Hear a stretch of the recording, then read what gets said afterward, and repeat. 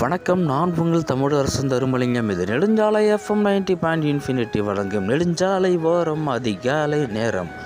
வண்ணம் தீட்டப்பட்ட ஓவியங்களும் வர்ணிக்கப்பட்ட கதைகளும் என்று நாம் பார்க்கக்கூடிய அத்தனையும் நம் கற்பனையிலேயே இருந்து விடுகிறது. உண்மையிலேயே நாம் அப்படியே மகிழ்ச்சியான ஒரு சூழலில் வாழ்ந்து கொண்டு இருக்கிறோமா என்றால் நிச்சயம் இருப்பதற்கான வாய்ப்புகள் கிடையாது. யாராவது மரம், செடி, கொடி போன்ற அசைவற்ற ஒரு உணர்வு தாங்கிய இயற்கையோடு இயற்கையாக ஒன்றிணைந்து வாழ்ந்து கொண்டிருந்தால் அவர்களுக்கு அந்த அமைதி கிட்டுவதற்கான வாய்ப்பு இருக்கிறது.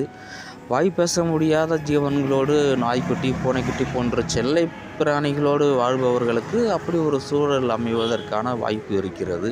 சக மனிதர்களோடு வாழ்ந்து கொண்டிருப்பவர்களுக்கு நிச்சயம் அமைதி என்பது கைகூடாத ஒன்றாகவே இருக்கிறது. ஆக இந்த அவசர காலத்தில் மனிதர்களோடு வாழ்ந்து கொண்டு இருக்கும் பொழுது அமைதியை நாம் எப்படி பெறுவது என்றால் அது வெளியே கிடையாது, நம் மனதிற்குள்ளாகவே இருக்கிறது.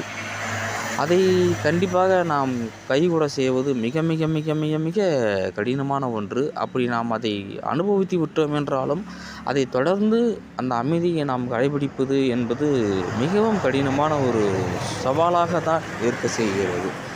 ஆக இந்த வாழ்க்கையில் நாம் அமைதியாக இருந்து இன்பமாக வாழ்வதற்கு என்ன வழி என்றால் அப்படி ஒன்று கிடையாது. அவ்வளவுதான். இதுதான் உண்மை.